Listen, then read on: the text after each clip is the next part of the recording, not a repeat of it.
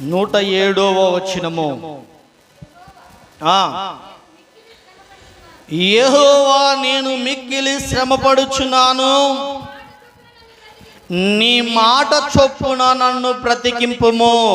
ఈ మాట నాతో చెప్పండి అందరూ. యేసయ్యా, నీ మాట చొప్పున నన్ను బ్రతికింపుము. నీ మాట చొప్పున నన్ను బ్రతికింపుము. యేసయ్యా, నీ మాట చొప్పున నన్ను బ్రతికింపుము. చూడండి ప్రియ దేవుని బిడ్డలారా, ప్రియమైన సంగమా, నూను కుమారుడు ఈ యొక్క కీర్తన, ఈ వచనమును రాస్తూ ఏమంటున్నాడంటే, నీ మాట చొప్పున నన్ను బ్రతికింపుము. ఎవరి మాట అంట? దేవుని యొక్క మాట చొప్పున నన్ను బ్రతికింపుము అని చెప్పి ప్రార్థన చేస్తున్నాడు. అలాగనే మత్తయి సువార్త 7వ అధ్యాయము 24వ వచనములో ఒక మాట మనం చదువుకున్నట్లయితే అక్కడ ఒక చక్కటి మాట మనకు కనబడుతూ ఉంది. చూడండి, మత్తయి సువార్త 7వ అధ్యాయము 24వ వచనము. ఈయన మాటలు విని వాటి చొప్పున చేయు ప్రతి వాడును బండ మీద తన ఇల్లు కట్టుకొనిన బుద్ధిమంతుని పోలి ఉండును. ఆయన మాట చొప్పున నువ్వు బ్రతకాలంటే, ఆయన మాట చొప్పున నువ్వు నడవాలంటే, ఆయన మాట చొప్పున నువ్వు ఆరోగ్యాన్ని సంపాదించుకోవాలంటే, ఆయన మాట చొప్పున ఏదైనా నువ్వు పొందుకోవాలంటే ఏం చేయాలంట? ఆయన చెప్పింది నీవు ఏం చేయాలి? ఏం చేయాలి? నేను చెబుతున్నానా? నేను చెప్పట్లా. యేసుక్రీస్తు ప్రభువారు అంటున్నాడు, నా మాటలు విని వాటి చొప్పున చేయు ప్రతి వాడును బండ మీద తన ఇల్లు కట్టిన బుద్ధిమంతుని పోలి ఉండును. ఎవరి మాట చొప్పున చేయాలి? నీవు దేవుని మాట చొప్పున చేయాలి. ఎవరి మాట చొప్పున నువ్వు నడవాలి? దేవుని మాట చొప్పున నువ్వు నడవాలి. ఎవరి మాట చొప్పున నడవాలి? దేవుడు నీకు ఏది సెలవిస్తే ఆ మాట చొప్పున నీవు నడవాలి. నడవకపోతే ఏం జరిగింది పాస్టర్ గారు? మనోళ్ళకి వచ్చే ప్రశ్నలు వస్తాయా? రావా? ముందు అదే కదా, మంచిది అడగరు మనోళ్ళు. మేలు చేస్తాను రా బాబండి, ఏంటి ఆ మేలు? అంతవరకు అయితే బాగలా. అది జరిగితే ఎట్టా? ఇది జరిగిద్దేమో, అదైతేమో.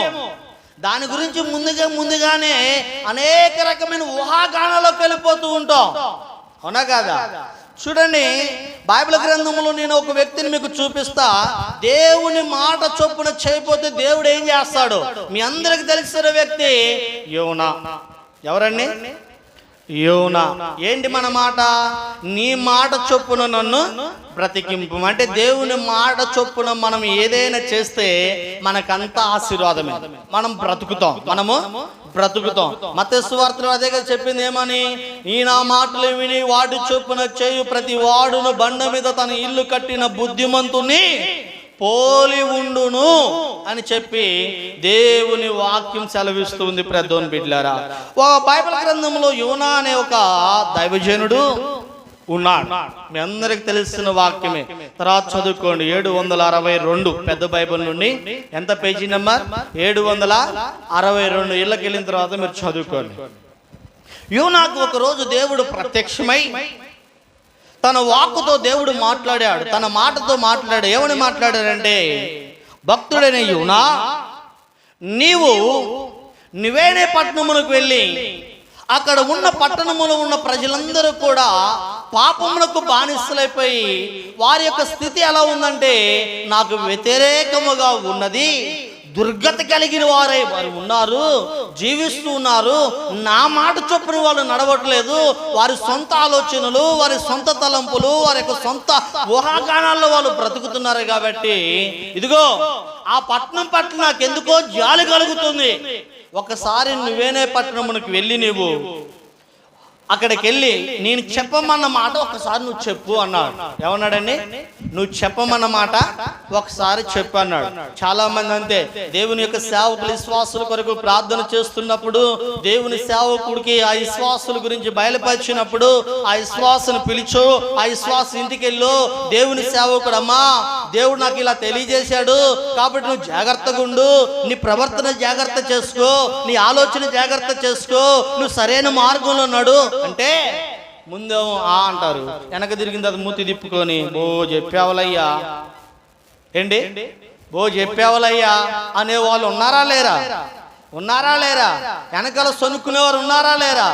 ఉన్నారు. ప్రియదేవుని బిడ్డలారా, ప్రేమైన సంగమా, అలాగనే యోనా కూడా దేవుడు చెబితే 10 ఇంకేం అనలా, సరేనయ్యా నువ్వు చెప్పావు కదా నేను వెళ్తానన్నాడు. మనోడు ఇంటి దగ్గర నుండి బయలుదేరేటప్పుడు ఆలోచన మారిపోయింది, తలంపు మారిపోయింది, ఊహలు మారిపోయినాయి, తన కోరికలు వేరే విధంగా వెళ్ళిపోయినాయి, తన ఆలోచనలు వేరే రకంగా వెళ్ళిపోయినాయి. మనము కూడా అంతే, దేవుని సన్నిధికి వస్తాం, దేవుని సన్నిధికి బయలుదేరేటప్పుడు దేవుని మీద మొక్కుతో ఉంటాం, కానీ దేవుడు ఇంటి దగ్గర నుండి బయలుదేరగానే దారిలో అనేకమైన ఆలోచనలు, అనేకమైన తలంపులు, అనేకమైన కోరికలు, అనేక విధాలుగా సాతానుడికి చోటిస్తూ ఉంటాం.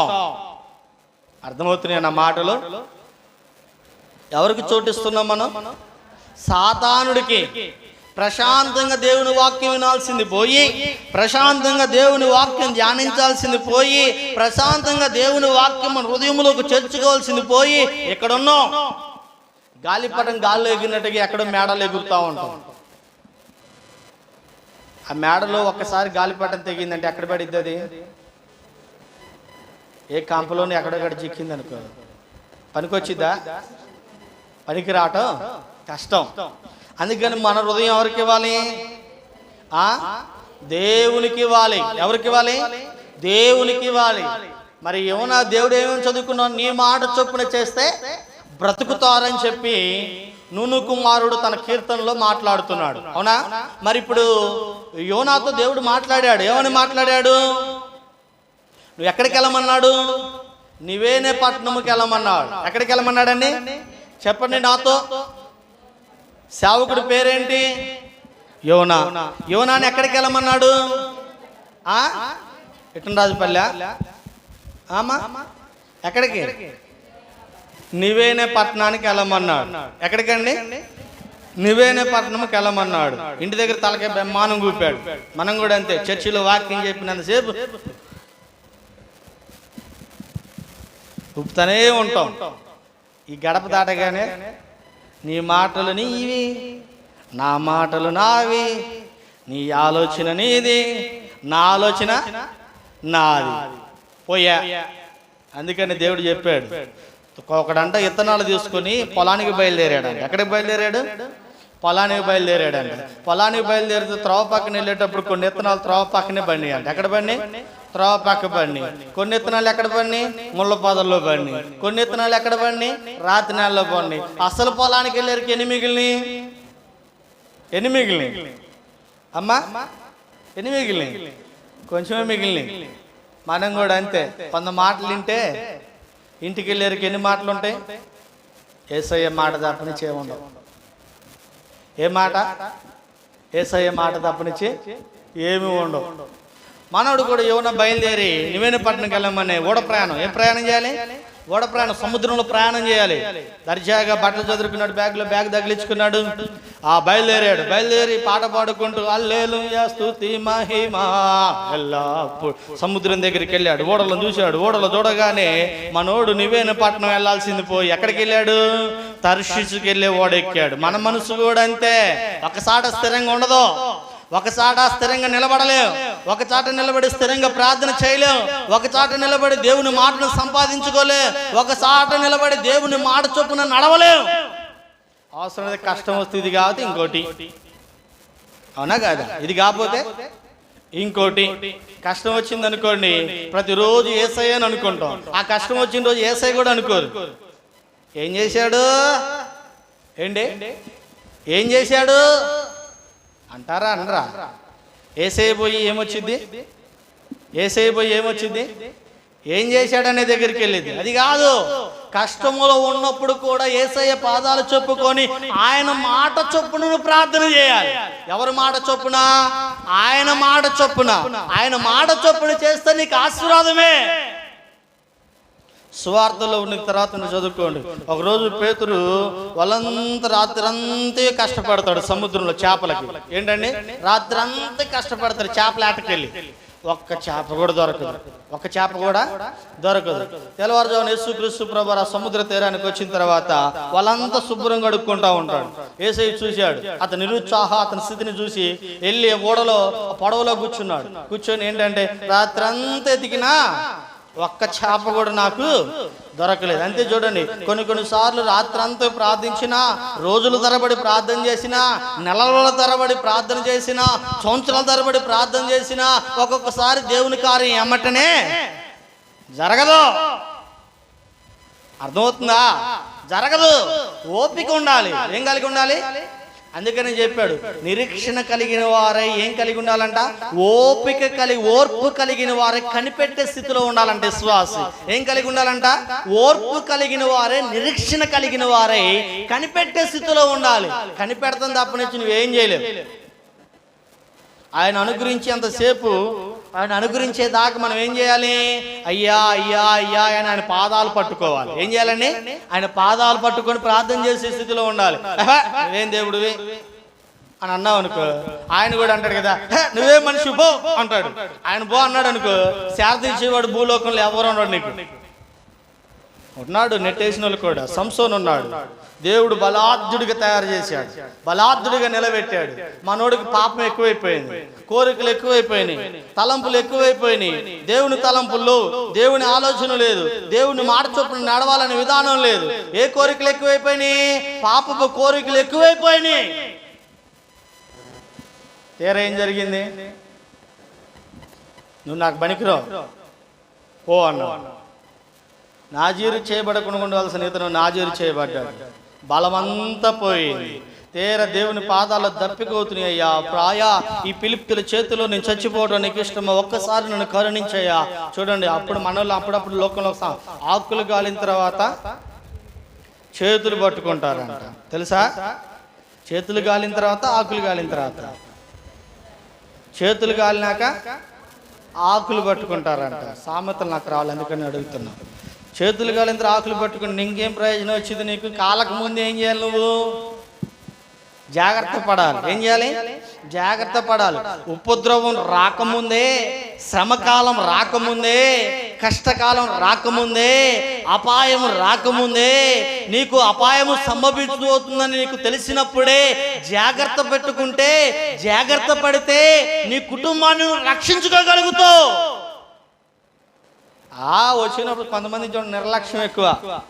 దేవుడు మాట్లాడుతున్నా, దేవుడు హెచ్చరిస్తున్నా, ఏముందులండి, ఏంటంట ఏముందులండి, నిర్లక్ష్యంతోనే పోతాం. అర్థమవుతుందా? నిర్లక్ష్యం ఉండకూడదు. మనుషులు ఏముండాలి? నిర్లక్ష్యం ఉండకూడదు. ఎప్పుడు ఒక పట్టుదల ఉండాలి, ఒక గురి ఉండాలి. ఏముండాలి? గురువు ఉండాలి. పేతురు రాత్రి అంతా కష్టపడ్డాడు. దేవుడు చెప్పాడు, కాదు నేను చెప్పించే అన్నాడు. కొంచెం లోపలికి సముద్రం లోపలికి వెళ్ళేసి వచ్చినా కూడా ఒక్క చేప కూడా దొరకలేదే అన్నాడు. లేదు, ఎక్కువ దూరం పోదు, కొంచెం బాని అన్నాడు. నీ మాట చొప్పున అన్నాడు. ఏమన్నాడండి? నీ మాట చొప్పున వలయేస్తానయ్యా అన్నాడు. నేను చెప్పాను కాబట్టి నువ్వు వెయ్యి అన్నాడు. కొంచెం లోపలికి బానించి వలేస్తే వల కూడా పట్టనంత విస్తారమైన చేపలను దేవుడు అనుగ్రహించాడు. దేవునికి స్తోత్రం చెప్పండి. హల్లెలూయా, హల్లెలూయా, హల్లెలూయా. దేవుని మాట చొప్పున చేస్తే అలా ఉంటుంది ఆశీర్వాదం. దేవుని మాట చొప్పున చేస్తే అలా ఉంటుంది దీవెన. దేవుని మాట చొప్పున చేస్తే అలాగ నువ్వు వర్ధిల్లుతావు. చెప్పకుండా ఆయన చెప్పింది చేయకుండా ఏం జరిగింది మరి? ఈ జ్యూస్ ముగిద్దాం, టైం అవుతుందిగా. ఈ జ్యూస్ ముగిద్దాం. మనోడు ఎక్కడికి ఎక్కాడు ఇప్పుడు? యోన ఎక్కడికి ఎక్కాడు? తర్షీష్కి. తర్షీష్లో ఏముంది? సువార్త భారం ఉందా? సువార్త చెప్పమన్నాడా? వాక్యాన్ని చెప్పమన్నాడా? ప్రకటన చేయమన్నాడా? ప్రళయం రాబోతుంది చెప్పమన్నాడా? అక్కడ కాదు. దేవుడు ఎక్కడికి వెళ్ళమన్నాడు? నువ్వేనే పట్టణంకి వెళ్ళు. మనోళ్ళు కూడా అంతే. దేవుడు చెప్పేది ఒకటి, చేసేది ఒకటి. ఆశ ఏంటి? ఆశ. దేవుడు చెప్పినట్టు చేయరు. సొంత ఆలోచనలు, సొంత తలంపులు, సొంత కోరికలు, వారి ఇష్టానుసారంగా నడుస్తూ ఉంటారు. సంఘాల్లో కొంతమంది కూడా అంతే. వాళ్ళ ఇష్టానుసారంగా నడపోతే అవసరమైతే మందిరములు మూతి ఎట్ట పెట్టుకుని కూర్చుంటారు. దేవుని మాట చొప్పున నడవాలి. ఎవరు చొప్పున? దేవుని మాట చొప్పున నడిస్తే నీకు ఆశీర్వాదం. దేవునికి స్తోత్రం, హల్లెలూయా. యోన ఏం చేశాడు మరి? దేవుని మాట చొప్పున నడిచాడా? ఎక్కడికి వెళ్ళాడు? తర్షీషుకి వెళ్ళి ఓడెక్కాడు, కడుపు నిండా తిన్నాడు. మనం కూడా అంతే. ప్రార్థన ఉంది సాయంత్రం అంటే వస్తానన్నయ్యా వస్తా అంటాం. ఇంటికి వెళ్ళి సాయంత్రం సలపడగానే ఒక ముద్ద కడుపు నుండి అన్నం తింటాం. ఎప్పుడైతే ప్రార్థన నుండి వచ్చేరికే ఏరైద్దు బాగలేని దాని కదా అని చెప్పి ఒక ముద్ద అన్నం తింటాం. అన్నం తిని మంచం మీద కూర్చోగానే నడువులు వాడాలని అనిద్ద సాతాను. నడువులు వాల్చు అనేది. నడువులు వాళ్ళతో గొరకలు పెట్టి నిద్రపోతాం. ప్రార్థన ద్వారా ప్రార్థనే, నిద్రదారి నిద్రే. ఆమె అన్నప్పుడు నీకు మెలకు వచ్చింది. ఆడ ప్రార్థన అయిపోయింది. ఏడా ఆడ ప్రార్థన అయిపోయింది. ఇంకెప్పుడు వచ్చింది? ఇంకెప్పుడు వస్తావు ప్రార్థనకి? ఆలోచన చేయండి. మనోడు కూడా కడుపు నిండా తిని ఓడడుగు బాగా చల్లగా ఉన్నది అని చెప్పి ఎక్కడికి వెళ్ళి నిద్రపోతున్నాడంట? ఓడడుగు బాగా నిద్రపోతున్నాడంట. నేను చెప్పే భాగం అంతా యువన గ్రంథంలో ఉంది, తర్వాత నువ్వు చదువుకోడు. ఓడడుగు భాగానికి వెళ్ళి నిద్రపోతున్నాడంట. పైన ఏం జరుగుతుందో తెలియట్లా, ప్రకృతి ఎలా ఉందో మనోడికి తెలియట్లా. ఏం జరుగుతుంది? గురకలు పెట్టి నిద్రపోతుంటే పైన వాళ్ళు అల్లాడిపోతున్నారు. సముద్రం మీదకి తుఫాను వచ్చింది, గాలి తుఫాను కొడుతూ ఉంది, ఓడ మునిగిపోయే స్థితిలో ఉంది. ఏం చేయాలి అర్థం కావట్లా. వాళ్ళు కొనుక్కున్న సరుకులను నీళ్ళలో పడేశారు, వారి దగ్గర ఉన్న సామాగ్రి నీళ్ళలో పడేశారు. ఏం చేయాలి అర్థం కాని పరిస్థితి. ఒకటి అనుకున్నారు కదా, ఇంకా దేవుడు కరుణించడానికి మన పేరు ఎవరి పేరైనా వస్తే వాళ్ళని సముద్రంలో పడవేయాలనుకున్నారు. వెళ్ళి ఎవరెవరు ఉన్నారని చెప్పి ఓడ నాయకుడు చూస్తుంటేనంటే మనోడు నిద్రపోతావా అన్నాడంట. ఏం చేస్తున్నాడండి? ఓడ అడుగు బాగానా నిద్రపోతున్నాడు అంట. కష్టములో ఉన్నప్పుడు కూడా యేసయ్య పాదాలు చెప్పుకొని ఆయన మాట చొప్పున ప్రార్థన చేయాలి. ఎవరి మాట చొప్పున? ఆయన మాట చొప్పున. ఆయన మాట చొప్పున చేస్తే నీకు ఆశీర్వాదమే. సువార్తలో ఉన్న తర్వాత చదువుకోండి. ఒకరోజు పేతురు వాళ్ళంతా రాత్రంతా కష్టపడతాడు సముద్రంలో చేపలకి. ఏంటండి? రాత్రంతా కష్టపడతాడు చేపల ఆటకెళ్ళి. ఒక్క చేప కూడా దొరకదు, ఒక్క చేప కూడా దొరకదు. తెల్లవారుజామున యేసుక్రీస్తు ప్రభువు సముద్ర తీరానికి వచ్చిన తర్వాత వాళ్ళంతా శుభ్రంగా అడుక్కుంటా ఉంటాడు. యేసయ్య చూశాడు, అతని నిరుత్సాహ అతని స్థితిని చూసి వెళ్ళి ఓడలో పడవలో కూర్చున్నాడు. కూర్చొని ఏంటంటే రాత్రంతా ఎతికినా ఒక్క చేప కూడా నాకు దొరకలేదు. అంతే చూడండి, కొన్ని సార్లు రాత్రంతా ప్రార్థించినా, రోజుల తరబడి ప్రార్థన చేసినా, నెలల తరబడి ప్రార్థన చేసినా, సంవత్సరాల తరబడి ప్రార్థన చేసినా ఒక్కొక్కసారి దేవుని కార్యం ఎమ్మటనే జరగదు. అర్థమవుతుందా? జరగదు. ఓపిక ఉండాలి. ఏం కలిగి ఉండాలి? అందుకని చెప్పాడు, నిరీక్షణ కలిగిన వారై ఏం కలిగి ఉండాలంట? ఓర్పు కలిగిన వారే కనిపెట్టే స్థితిలో ఉండాలంటే విశ్వాసి. ఏం కలిగి ఉండాలంట? ఓర్పు కలిగిన వారే, నిరీక్షణ కలిగిన వారై కనిపెట్టే స్థితిలో ఉండాలి. కనిపెడతాం తప్ప నుంచి నువ్వేం చేయలేవు. ఆయన అనుగ్రహించేంతసేపు, ఆయన అనుగ్రహించేదాకా మనం ఏం చేయాలి? అయ్యా అయ్యా అయ్యా అని ఆయన పాదాలు పట్టుకోవాలి. ఏం చేయాలండి? ఆయన పాదాలు పట్టుకొని ప్రార్థన చేసే స్థితిలో ఉండాలి. నువ్వేం దేవుడివి అని అన్నావు అనుకో, ఆయన కూడా అంటాడు కదా, నువ్వే మనిషి బో అంటాడు. ఆయన బో అన్నాడు అనుకో, శారదీసేవాడు భూలోకంలో ఎవరు ఉన్నాడు? నీకు ఉన్నాడు. నెట్టేసిన వాళ్ళు కూడా. సంసోన్ ఉన్నాడు. దేవుడు బలాఢ్యుడిగా తయారు చేశాడు, బలాఢ్యుడిగా నిలబెట్టాడు. మనోడికి పాపం ఎక్కువైపోయింది, కోరికలు ఎక్కువైపోయినాయి, తలంపులు ఎక్కువైపోయినాయి. దేవుని తలంపుల్లో దేవుని ఆలోచన లేదు, దేవుని మాట చొప్పున నడవాలనే విధానం లేదు. ఏ కోరికలు ఎక్కువైపోయినాయి? పాపపు కోరికలు ఎక్కువైపోయినాయి. తీరా ఏం జరిగింది? నువ్వు నాకు పనికిరావు పో అన్నావు. నాజీరు చేయబడకుండా ఉండవలసిన ఇతను నాజీరు చేయబడ్డాడు. బలమంతా పోయింది. తీర దేవుని పాదాలు దప్పికవుతున్నాయి. అయ్యా ప్రాయా ఈ పిలిప్తుల చేతిలో నేను చచ్చిపోవడం నీకు ఇష్టమో, ఒక్కసారి నన్ను కరుణించయ్యా. చూడండి, అప్పుడు మనలో అప్పుడప్పుడు లోకంలో ఆకులు గాలిన తర్వాత చేతులు పట్టుకుంటారంట. తెలుసా? చేతులు గాలిన తర్వాత ఆకులు గాలిన తర్వాత, చేతులు గాలినాక ఆకులు పట్టుకుంటారంట. సామెతలు నాకు రావాలి, అందుకని అడుగుతున్నా. చేతులు కాలింత ఆకులు పట్టుకుని ఇంకేం ప్రయోజనం వచ్చింది నీకు? కాలకు ముందు ఏం చేయాలి? నువ్వు జాగ్రత్త పడాలి. ఏం చేయాలి? జాగ్రత్త పడాలి. ఉపద్రవం రాకముందే, శ్రమకాలం రాకముందే, కష్టకాలం రాకముందే, అపాయం రాకముందే, నీకు అపాయము సంభవించబోతుందని నీకు తెలిసినప్పుడే జాగ్రత్త పెట్టుకుంటే, జాగ్రత్త పడితే నీ కుటుంబాన్ని రక్షించుకోగలుగుతావు. వచ్చినప్పుడు కొంతమంది చూడండి నిర్లక్ష్యం ఎక్కువ. దేవుడు మాట్లాడుతున్నా, దేవుడు హెచ్చరిస్తున్నా, ఏముందులండి, ఏంటంట ఏముందులండి, నిర్లక్ష్యంతోనే పోతాం. అర్థమవుతుందా? నిర్లక్ష్యం ఉండకూడదు. మనుషులు ఏముండాలి? నిర్లక్ష్యం ఉండకూడదు. ఎప్పుడు ఒక పట్టుదల ఉండాలి, ఒక గురి ఉండాలి. ఏముండాలి? గురువు ఉండాలి. పేతురు రాత్రి అంతా కష్టపడ్డాడు.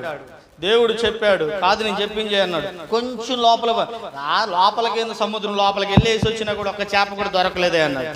లేదు, ఎక్కువ దూరం పోదు, కొంచెం బాని అన్నాడు. నీ మాట చొప్పున అన్నాడు. ఏమన్నాడండి? నీ మాట చొప్పున వలయేస్తానయ్యా అన్నాడు. నేను చెప్పాను కాబట్టి నువ్వు వెయ్యి అన్నాడు.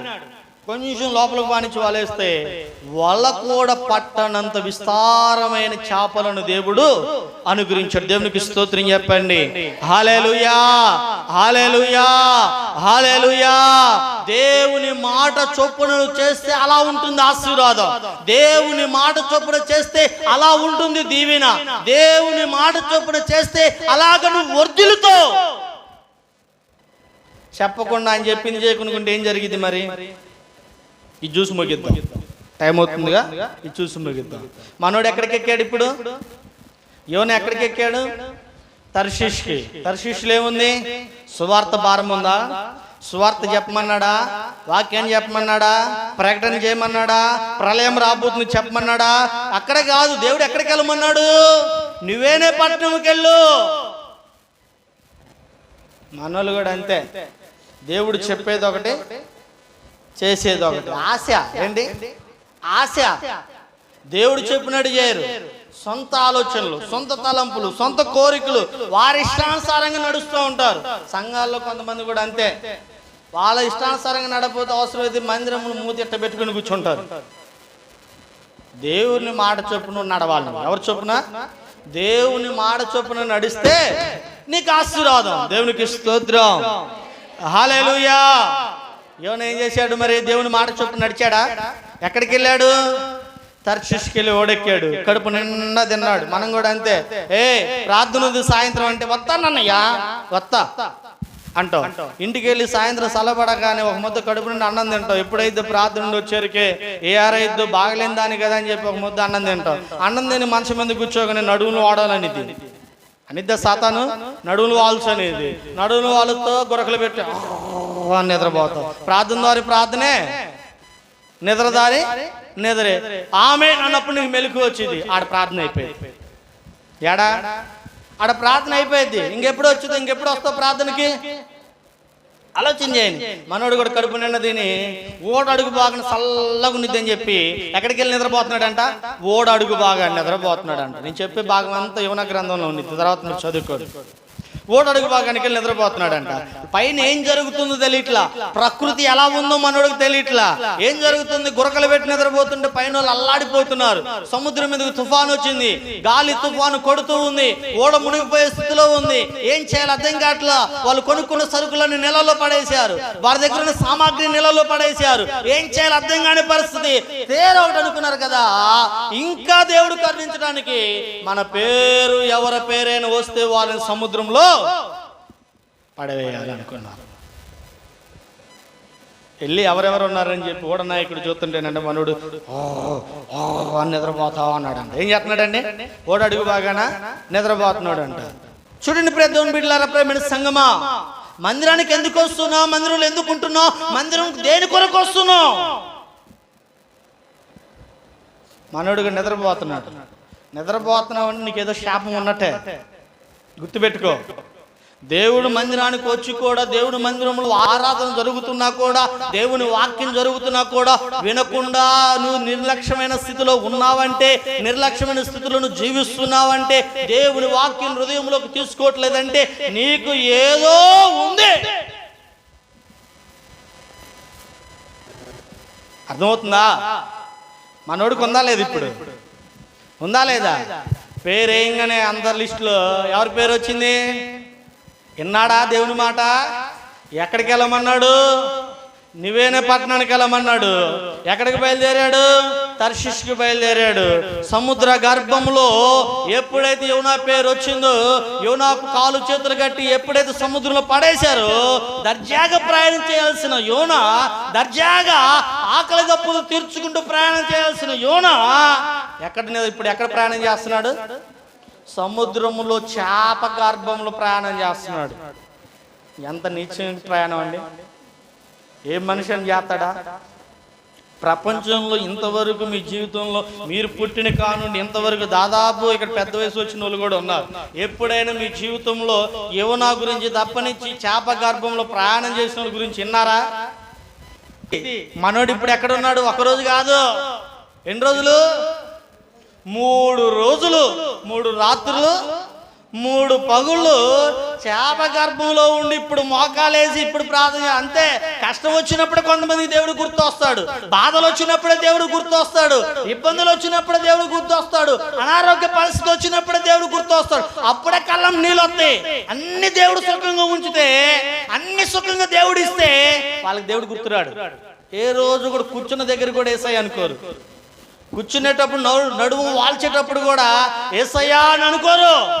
కష్టం రాని నా కష్టాలు ఎవరికి వస్తాయ్యా, నా బాధలు ఎవరికి వస్తాయ్యా, అయ్యా అయ్యా నా పరిస్థితి ఎవరికి, అప్పుడు వచ్చింది ఏడుపు. అంతకుముందు మనోడు కూడా మోకాలేసి అయ్యా అయ్యా నేను తప్పు చేశానయ్యా, నన్ను కాపాడయ్యా, అయ్యా నేను తప్పు చేశాను. ఎప్పుడు? చేప కడుపులో నుండి ప్రార్థన చేస్తున్నాడు. సరే, దేవుడు ప్రేమించి ఎలాగెలా 3 దినములు అయిపోయిన తర్వాత ఒడ్డును కక్కితే వెళ్ళి నివేన పట్టణంలో 1 దినం అంత ప్రయాణం చేసి ఏం చేశాడండి? దండోర వేసి సువార్త ప్రకటి, ఇంకా 40 దినాలు ఈ పట్టణం కాలిపోబోతుంది కాబట్టి మీ పాపాలు మానుకోండి అని చెప్పాడు. అక్కడ కూడా స్వార్థమే. అక్కడ కూడా ఫిలిప్తీయులకును ఇశ్రాయేలు ప్రజలకు అసలు పడదు. ఈయన కోరిక ఏంటంటే వీళ్ళు చనిపోవాలి. ఎవరు? ఫిలిప్తీయులైన నివేన పట్టణంలో ఉన్న ప్రజలు ఏమవ్వాలి? చనిపోవాలి. కాబట్టి ఆయన కోరిక అది.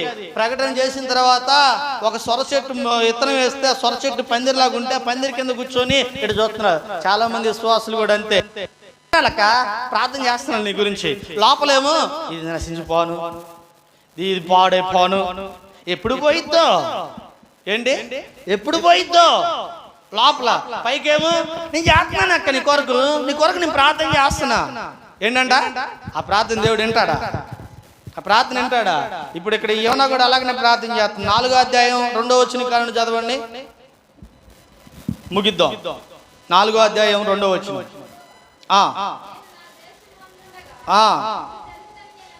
చూడు అంటున్నాడు, నువ్వు ఇట్లా చేస్తావు నాకు తెలుసు. నేను నివేన పట్టణంకి రాకముందే నా దేశంలో ఉంటే, నా దేశంలో ఉన్నప్పుడే నేను ఆలోచించా. ఏమని? నువ్వు జాలి కలిగినోడివి, దీర్ఘశాంతి కలిగినోడివి, నువ్వు మంచోడివి, నువ్వు ప్రేమామయుడివి, నువ్వు అపాయం పెట్టవని నాకు తెలుసు. అంత గడికి నన్ను ఎక్కడికి ఎందుకు పంపించావు? చదువమ్మా మాటలు. ఏంటంట?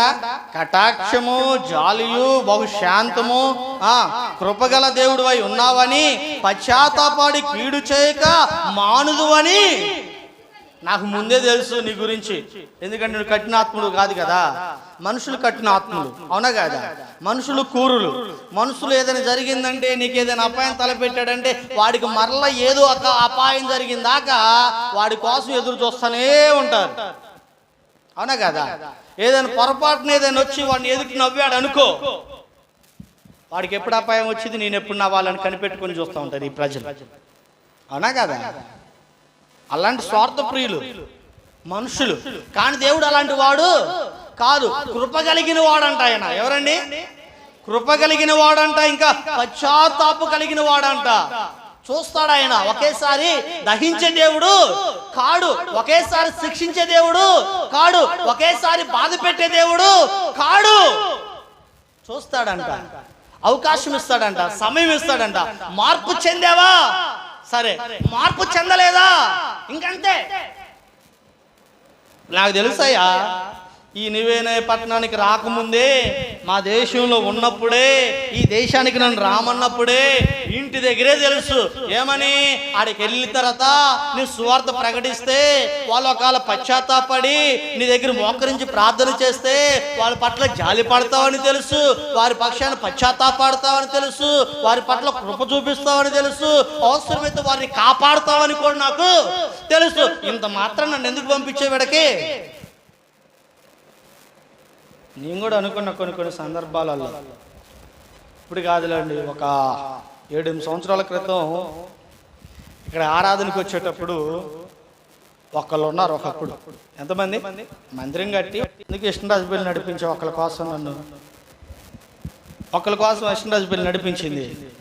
ఇన్ని ఆత్మలు సంపాదించి, ఇంతమందికి బాప్టిషాలు ఇచ్చి, ఇంతమందికి దేవుని సన్నిధికి నడిపిస్తే ఈరోజు మందిరంలో అడుగుపెట్టి దేవుని ఆరాధించలేని పరిస్థితులు వీళ్ళున్నారు. ఒక్కలా చర్చకు వచ్చేది అన్న పరిస్థితులు కూడా ఎన్నో ఉన్నాయి దేవుని దగ్గర. కానీ దేవుడు అనేవాడు, నేనున్నా బిడ్డ. ఏమనేవాడు? నేనున్నా, ఎందుకు దిగులు పడతావు, నేనున్నా. ఆయన అంతే, ఆయన సూపర్ కలిగిన దేవుడు. ఏ దేవుడు ఆయన? సూపర్. ఆయన మంచి దేవుడు, చాలా మంచి దేవుడు. ఎప్పుడు ఏం చేయాలో ఆయనకి తెలుసు. కష్ట నష్టాలు మనమే అనుభవించేది, సుఖాన్ని కూడా మనమే అనుభవించేది. ఆ కష్టాలు వచ్చినప్పుడు మనమే అనుభవించాలి, సుఖం వచ్చినప్పుడు మనమే అనుభవించాలి. అంత మాత్రాన ఆ కష్టం వచ్చినప్పుడు ఏం చేసావులే మన కూడా ఒక ఆయన నుండి నింటున్నా సమాధానం తెలుసు. ఇక్కడికి రాకముందే మనం కూడా అంతే. విశ్వాసి నీకు పడనోళ్ళు ఎవరైనా మంచంలో ఉన్నారనుకోండి, ఎవరైనా క్షీణించిపోతున్నారు అనుకోండి, రోజు ఒక్కసారి వాడి ఇంటికి వెళ్ళి చూస్తాం. ఎందుకు? వాడి పని అయిపోయిందా, వాడి పని అయిపోయిందా? పైకి మాత్రము కోలుకోవాలయ్యా. నువ్వు ఏం చేయాలంట? కోలుకోవాలయ్యా, నీ కష్టం తీరాలయ్యా. ఇల్లు లేదా? అరే రే, ఇల్లు ఇస్తానులే దేవుడు. ఏకెందుకు ఇల్లు, ఇంకెందుకు ఇల్లు అనేవాళ్ళు ఉన్నారా లేరా? పైకి ఒక నటన, లోపల ఒక నటన. పైకి ఒక జీవితం, లోపల ఒక జీవితం. ఆ జీవితం దేవుడు మెచ్చడు. కల్మషము లేని మనస్సాక్షితను ప్రేమించాలి. దేవుని స్తోత్రం చెప్పు. ఏ మనసుతో ప్రేమించాలి? కల్మషం లేని, లోపల ఒకటి బయట ఒకటి. అంటే నీ స్థితి కూడా అంతే ఉండితేమో, అర్థమవుతుందా? అటువంటి స్థితి నీకు ఉండకూడదు. యోనా అట్లా అన్నాడు, దేవుడు లేదు, నివేన పట్టణము చేసిన ప్రజలు చేసిన ప్రార్థన విని ఆ పట్టణము నశించిపోకుండా ఉండగా ఆ పట్టణాన్ని దేవుడు ఏం చేశాడు? కాపాడాడు. ఒక విచిత్రం ఏంటంటే, కొంచెం కిందకి మీరు చదువుకోండి, ఆ సొర చెట్టు ఎండిపోయింది. ఏమెండిపోయిందండి? సొర చెట్టు ఎండిపోయింది.